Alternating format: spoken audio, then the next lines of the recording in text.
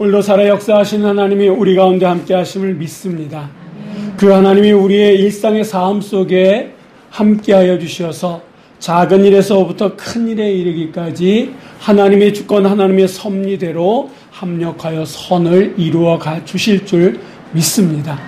그 살아 역사하시는 하나님이 나의 하나님임을 고백하며 이 시간 그 하나님 앞에 우리의 몸과 마음과 정성을 들여서 이 예배를 올려드릴 수 있는 우리 모두가 되시기를 주의 이름으로 간절히 부탁을 드립니다. 사람은 누구나 복된 인생을 살고 싶어 합니다. 그러나 우리의 현실은 우리의 바램만큼 그렇게 이루어지지 않습니다. 복된 인생이라기보다는 너무도 힘들고 어려운 인생을 살아가는 사람들이 참 많습니다. 그리고 이런 어려움이 지속되다 보면 한두 사람뿐만 아니라 점점 좌절 속에 빠지고 맙니다. 여러분, 지금 우리 사회가 그렇지 않습니까? 정치도 그렇고 경제도 그렇고 들려오는 소리를 들으면 힘을 내기보다는 오히려 있는 힘마저도 떨어지고 왜 살아야 되는 그 이유와 목적마저도 상실할 수밖에 없는 게 지금의 우리 현실인 것 같습니다. 그런데 오늘 이 본문의 말씀에 보니까 고통과 어려움 가운데 있는 사람들이 하나님의 인자하심과 선하심을 통해 그 문제를 해결할 뿐만 아니라 하나님의 평안을 경험할 수 있다라고 오늘 이 시편 107편은 우리들에게 말씀해주고 있다라고 하는 겁니다. 그렇다 그러면 우리는 어떻게 하나님이 주시는 평안을 맛보며 누리는 삶을 살아갈 수 있느냐? 여러분, 지난주에도 말씀드렸던 것처럼 이 시편 107편은요, 인간의 고통 가운데에 하나님의 선하심과 인자하심을 통해서 그 고통의 현장을 건져주시는 하나님의 사랑, 하나님의 은혜를 노래하고 있는 게 이 시편 107편입니다. 오늘 본문에도 보니까 어떤 한 사람이 나옵니다. 근데 이 사람의 상황을 보니까 어떻습니까? 그는 흑암과 사망의 그늘에 앉아 있다라고 하는 거예요. 뿐만 아니라 아무도 도울 수 없는, 아무도 도와줄 수 없는 그런 상황 가운데에서 쇠고랑을 차고 있는 한 사람이 있습니다. 여러분, 시작서부터 암울하고 암담하고 정말 말 그대로 절망 아니겠습니까? 그럼 왜 이 사람은 이런 상황에 놓여 있느냐? 고대 이스라엘에서는요, 심각한 죄를 범하게 되면 이 죄슬의 발에 착고를 채우고 거의 빛이 들어오지 않는 그런 토굴에 가둬둔다 그럽니다. 그리고 정말 최소한의 음식만 넣어주면서 정말 살도록 한다 그래요. 그러니 여러분, 빛이 거의 들어오지 않는 그런 토굴에 들어가니 시간 가는 줄 알겠습니까? 시간 가는지도 모르고 계절의 바뀜도 모르고 정말 최소한의 음식만 먹고 사니까 이게 살았어도 산 생명이 아니다라고 하는 거예요. 언제 어떻게 죽음이 올지 모르는 그런 불안과 싸우면서 하루하루를 보낼 수밖에 없는 그런 사람들. 그러니까 심각한 죄를 저지른 사람들은 이렇게 토굴에 가두었다라고 하는 거예요. 그렇다 그러면 도대체 이 시편 107편에 나오는 이 사람은 어떤 심각한 죄를 저질렀기에 오늘 이 본문에 나오는 말씀처럼 흑암과 사망의 그늘에 들어가 있고 그리고 착고를 차고 있는 상태에 있느냐라고 하는 거예요. 성경은 우리 이렇게 말씀합니다. 11절의 말씀 우리 한번 다 같이 읽어보도록 하겠습니다. 하나님의 말씀을 거역하며 지존자의 뜻을 멸시합니다. 아멘. 왜 이 사람이 사망과 흑암과 사망의 그늘에 놓여 있습니까? 왜 그 어둠에 놓여 있으면서도 발에는 착고를 찰 수밖에 없는 상황입니까? 성경은 뭐라고 얘기합니까? 그가 하나님의 말씀을 거역하며 지존자의 뜻을 뭐라고 합니까? 멸시했기 때문에 이런 상황에 놓였다라고 말씀하고 있다라고 하는 거예요. 이 사람이 어떤 사람인지는 모릅니다만 우리가 한 가지 확실하게 알 수 있는 것은 이 사람은 이스라엘 백성 가운데 한 사람이다라고 하는 거예요. 이스라엘 백성들은 어떤 사람입니까?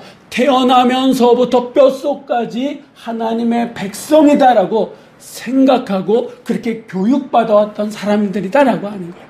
그러니 이스라엘 백성들의 입장에 있어서 이 하나님의 말씀이 너희는 하나님의 말씀을 거역하고 지존자의 뜻을 멸시했다라고 하는 이 얘기를 들으면 서운할지도 몰라요. 우리가 언제 하나님의 말씀을 거역했고 하나님의 뜻을 멸시했습니까? 우리는 늘 토라 하나님의 말씀을 외우고 아침 저녁으로 그 말씀을 외우기도 하고 언제든지 그 말씀을 가까이 했던 사람 아닙니까?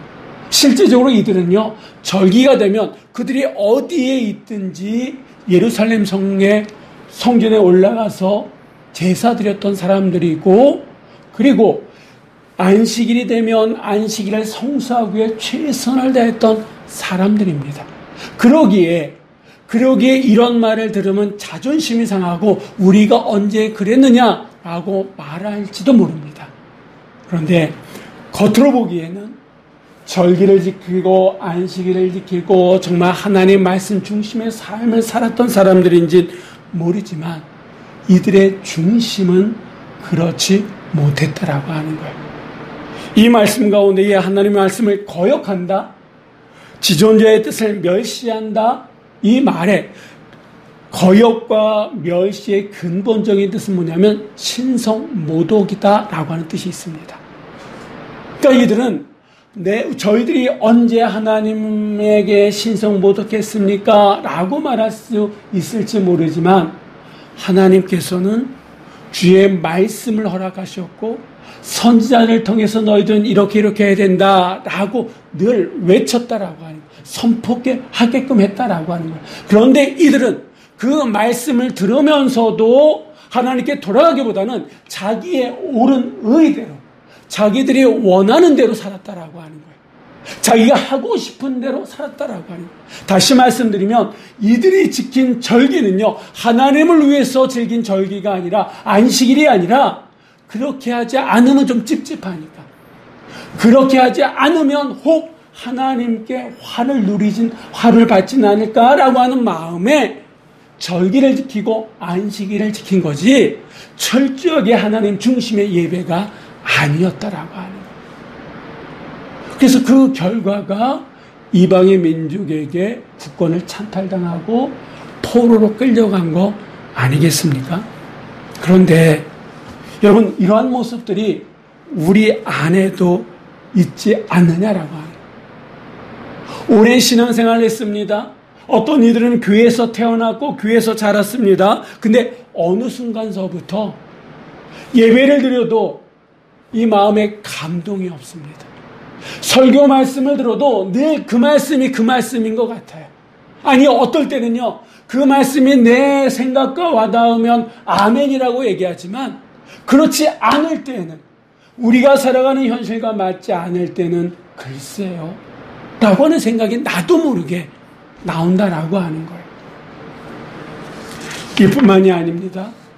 그 말씀마다 정말 하나님의 말씀이다 라고 우리가 믿으면서도 현실의 삶 속에서는 그 말씀이 아닌 사람들의 생각과 내 경험과, 그리고 보통 사람들이 얘기하는 상식은 무엇인지 그 상식선에서 행할 때가 많다라고 하는 거예요. 내 삶이 너무 힘드니까 하나님, 내가 하나님께 기도한다고 하나님이 별 수 있겠어? 라고 하는 생각이 있습니다. 정말 내 마음과 맞으면 모든 것을 할 수 있는 것처럼 하지만 그렇지 않을 때에는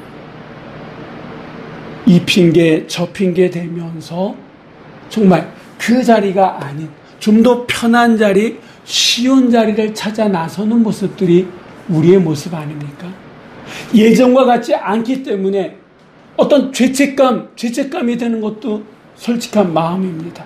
그렇다고 하나님을 믿지 않는 것도 아니에요. 하나님을 믿는다라고 하면서도 예전과 같지 않은 점점 식어져가는 우리의 모습들. 여러분, 이런 모습들이 어떻게 보면 하나님의 말씀을 거역하고 지존자의 뜻을 멸시하는 그런 거 아니겠습니까? 여러분, 우리 부모님들 한번 생각해 보세요. 우리가 애들한테, 자녀들한테 뭔가를 얘기했을 때 그들이 아유, 엄마가 뭘 알아? 아빠가 지금 나한테 뭘 해줄 수 있어요? 라고 얘기한다 그러면 마음이 좋으십니까? 상하잖아요. 왜 상합니까? 나를 무시한 것 같으니까. 하나님도 똑같다라고 하는 거예요. 내가 이렇게 힘들게 살아가고 있는데 하나님 지금 뭐하고 계십니까? 지금 하나님은 살아계시는 겁니까? 라고 묻는 자체가 하나님에 대한 멸시가 될 수 있다. 신성 모독이 될 수 있다. 근데 우리는 너무 힘들다 보니까 그것을 일상의 삶 속에 그냥 내뱉는다라고 하는 거예요. 그럼 이런 말 한마디 한마디, 행동 하나하나가 누군가에는 상처가 되고 누군가에게는 큰 아픔이 된다라고 하는 거예요. 근데 이스라엘 백성들은 자기들의 일상의 삶 속에 하나님을 무시하면서 살았음에도 불구하고 나는 하나님의 백성입니다. 나는 하나님을 여전히 믿고 있습니다. 라고 하는 그 생각이 있다 보니까 자기들의 잘못을 인정하지 않았다라고 하는 거예요. 그래서 어떻게 됐습니까? 그들은 이방의 포로로 끌려가고 말았다라고 하는 거예요. 이러한 삶을 살아가는 사람들, 이러한 생각 속에 있는 사람들에게 성경은 뭐라고 말씀하고 있습니까? 하나님의 말씀을 멸시하고 거역하는 자들에게는 환난과 공고만이 있을 뿐이다 라고 성경은 우리들에게 말씀해 주고 있습니다. 다시 말씀드린다 그러면 우리 인간이 당하는 모든 불행과 아픔, 그 이면에는 사람들이 하나님의 말씀을 떠나고 전능하신 하나님의 뜻을 멸시하고 내 뜻대로 내가 옳은 대로 살아간 모습 속에 빚어진 결과물이다라고 하는 거예요. 그래서 여러분, 이러한 모습으로 살아가는 사람들에게는 반드시 하나님은 심판하신다라고. 지금 내 삶 속에 하나님이 주시고자 원하는 그 평안이 없다라고 한다 그러면 왜 내가 불안과 염려 가운데 살아가고 있느냐라고 한다 그러면 우리의 삶을 살펴보자라고 하는 거예요. 혹시 내가 일상의 삶 속에 하나님의 말씀, 하나님의 뜻을 무시하면서 거역하면서 살아가고 있지는 않는가? 하나님의 뜻이 분명히 무엇인지 알매도 그것이 부담스러워서 그렇게 하면 안 될 것 같으니까, 손해볼 것 같으니까 한쪽 눈을 감고 신앙생활하고 있지는 않는지 우리 한번 스스로를 돌아볼 필요가 있다라고 하는 것. 인간들이 당하는 모든 불행의 원인은 하나님의 말씀, 하나님의 뜻과 관련이 있습니다. 자, 그렇다 그러면 정말 우리가 평안을 잃어버린 이유가 여기에 있다 그러면 우리가 어떻게 해야 됩니까? 하나님께 거역했던 그 모습들을 돌아서는 거잖아요. 우리가 하나님의 말씀, 하나님의 뜻을 거역하고 멸시했다 그러면 다시 돌아서는 거다라고 하는 그 원인을 제거하고 돌아설 때에 하나님의 평안이 우리에게 주어지게 될 줄 믿습니다. 내 뜻이 아니라, 내 생각이 아니라 나보다 더 나를 아시고 이 세상을 주관하시는 하나님의 말씀, 하나님의 뜻 가운데 거할 때에 하나님께서는 심판으로 인한 불안과 염려가 아니라 하나님의 평안을 우리들에게 허락해 주실 줄 믿으시기 바랍니다. 여러분, 요즘 삶이 힘드십니까? 우리 자신을 한번 돌이켜 보시기 바랍니다. 혹 내가 하나님의 말씀을 온전히 믿고 따라가고 있는지 아니면 그렇지 않는지를 한번 돌아보시기 바랍니다. 돌아보고 우리가 하나님 앞에 거역했던 그런 모습들이 아니라 오히려 하나님의 말씀 앞에 섰을 때에 하나님은 하나님의 평안으로 우리의 삶을 이끌어 가심을 믿을 수 있는 여러분 모두가 되시기를 주의 이름으로 간절히 부탁을 드립니다. 자, 하나님의 뜻을 거역하고 불순종했던 사람들에게는 하나님께서 이렇게 고통의 시간들을 허락하신다라고 하는 거예요. 그렇다 그러면 왜 하나님께서는 당신의 독생자 예수 그리스도를 이 땅에 보내시면서까지 우리를 사랑하셨고 우리에게 구원을 허락하셨는데 왜 그 사망의 그늘, 흑암 가운데 그런 고통을 우리에게 허락하시느냐? 우리가 미워서? 아니다라고 하는 이유가 한 가지가 있습니다. 자, 한번 12절 말씀을 한번 다 같이 읽어보도록 하겠습니다. 그러므로 그가 고통을 주어 그들의 마음을 겸손하게 하셨으니 그들이 엎드려져도 돕는 자가 없었도다. 아멘. 성경은요, 고통 자체가 목적이 아니다라고 하는 거예요. 왜 우리에게 그런 힘들고 어려운 순간순간들을 주시느냐? 성경은 얘기합니다. 그가 고통을 주어 그들의 마음을 겸손하게끔 하기 위해서 그 고통의 시간, 고통의 순간을 주는 거지. 우리를 죽이려고 고통당한 우리의 모습을 보면서 하나님 기쁨을 누리려고 하는 게 결코 아니다라고 하는 거예요. 여러분, 우리가 죄를 범해서 고통을 당하든, 우리가 잘못을 해서 고통을 당하든, 하나님의 뜻 가운데 고통을 당하든, 하나님의 마음은 한 가지라 그럽니다.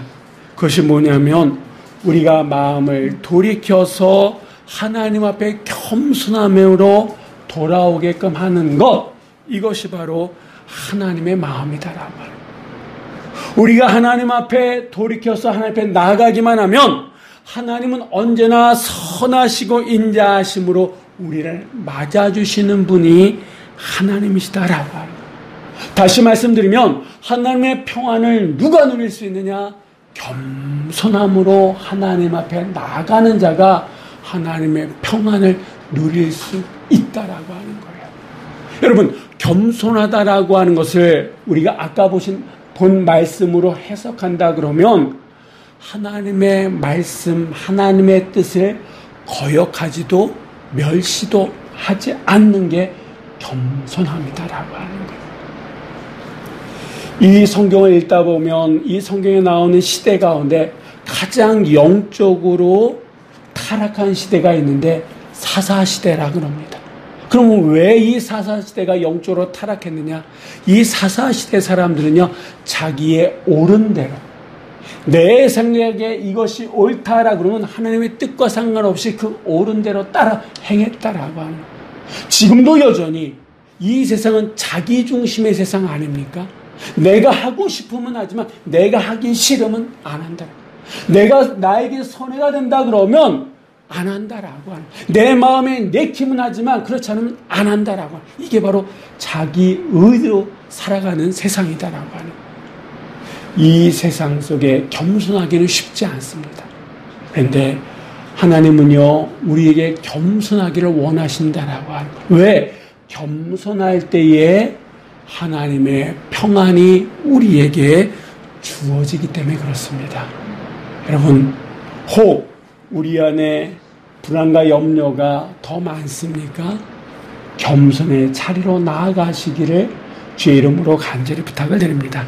자, 또 우리가 언제 하나님의 평안을 누릴 수 있느냐? 13절, 14절의 말씀을 한번 다 같이 읽어보도록 하시겠습니다.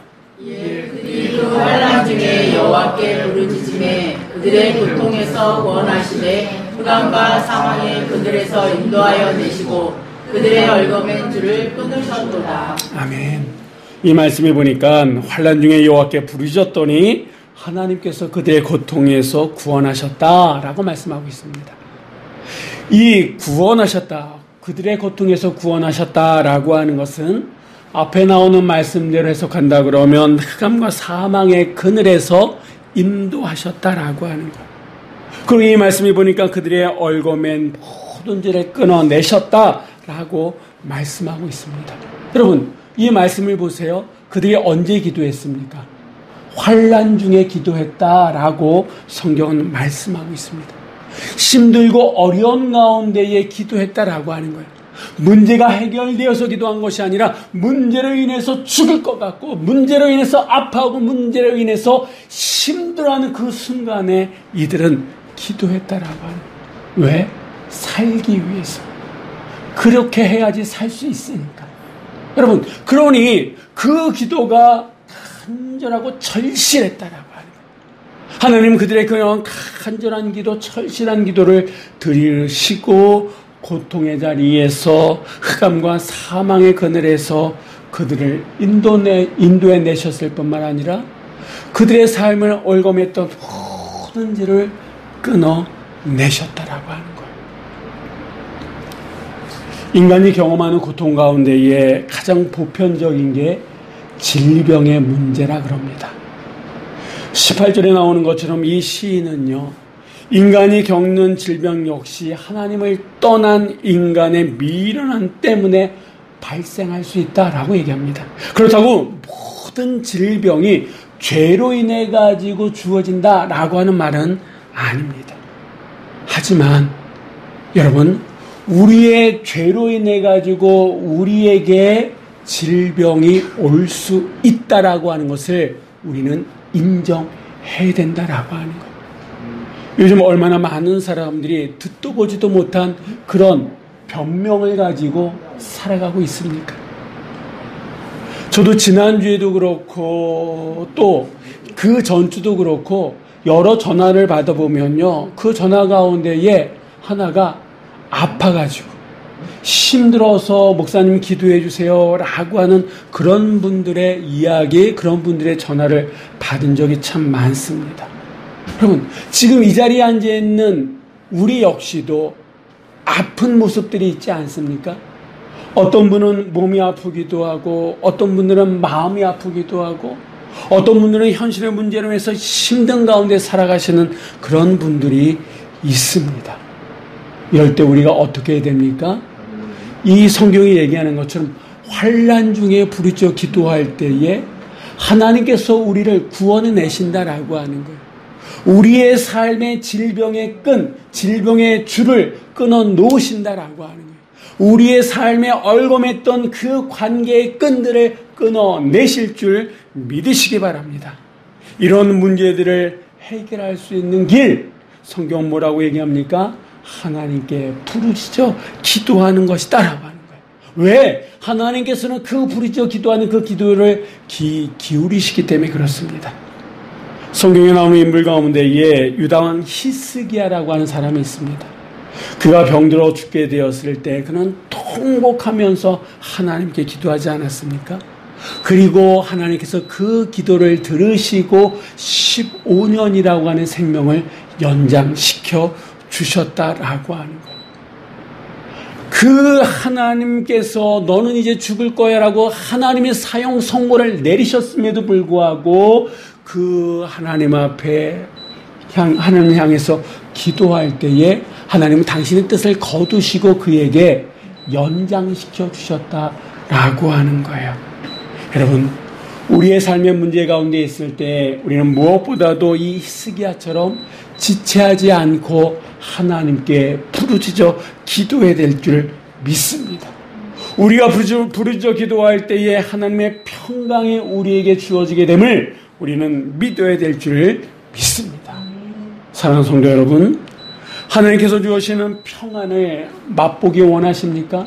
일상의 삶 속에 누리기 원하십니까? 그러면 우리는 어떻게 해야 됩니까? 일상의 삶뿐만 아니라 우리가 환난당하고 사방이 막혀있는 그런 순간순간이 놓여있을 때에 우리는 먼저 우리 자신을 돌아봐야 된다라고 하는 거예요. 혹시 이전에 내 삶 속에 하나님의 말씀을 거역하고 불순종했던 모습들은 없는지 우리 자신을 살펴봐야 된다라고 하는 거예요. 그리고 혹 내가 하나님의 말씀을 거역하고 불순종했던 모습들이 있다 그러면 겸손하게 회개해야 될 줄 믿습니다. 환난 가운데에 부르짖어 기도해야 될 줄 믿습니다. 그 문제를 가지고 간절하게 기도하실 때에 하나님께서는 그 문제 속에서 우리를 구원해 주시고 평안을 허락해 주실 줄 믿으시기 바랍니다. 자, 그럼 한번 정리해 보겠습니다. 하나님의 말씀, 하나님의 뜻을 거역했던 모습에서 돌이켜서 겸손하게 회개하고 그 문제로 간절히 기도하는 것, 이거를 한마디로 얘기한다 그러면 오늘 이 말씀의 제목인 찬송이다라고 하는 거예요. 여러분, 우리가 찬송하는 순간, 그 순간만큼은 누구만을 생각하고 있습니까? 하나님만을 생각하잖아요. 그 찬송의 가사를 곱씹으면서 그 은혜가 우리 가운데 임하는 마음이 우리 안에 있지 않습니까? 그 순간만큼만은 하나님을 생각하고 하나님의 뜻이 내 안에 온전히 스며들기에 우리 찬송하는 그 순간에 하나님께서는 우리의 마음을 받으신다라고 하는 거예요. 그래서 이번 한 주간 여러분 우리가 하루를 시작할 때에 찬송으로 하루를 시작했으면 좋겠어요. 하루를 마무리할 때에 찬송으로 마무리했으면 좋겠어요. 우리는 찬송을 다른 사람을 듣기에 잘 찬송하지 못할 수도 있어요. 가사 하나를 잘 모를 수도 있어요. 하지만 내가 좋아하는 찬송, 내가 정말 처음부터 끝까지 부를 수 있는 찬송이 있다 그러면 그 찬송으로 하루를 시작하고 그 찬송으로 하루를 마무리한다 그러면 그 찬송을 부르는 그 순간만큼만은 정말 내가 하나님만을 생각하고 하나님 앞에 기도하는 순간이요 하나님의 뜻을 온전히 받아들이는 순간이기 때문에 하나님은 그 찬송을 받으시고 우리의 삶 가운데 세상이 줄 수도 알 수도 없는 평안을 허락하실 줄 믿습니다. 이번은 한 주간 내가 정말 최고로 좋아하는 그 찬송으로 시작하고 찬송으로 살아가고 찬송으로 하루를 마무리할 수 있는, 그래서 하나님의 위로와 평강이 여러분 삶 가운데 충만한 삶이 이루어지는 그런 한 주간의 삶이 되시기를 주의 이름으로 간절히 축원합니다. 기도하시겠습니다.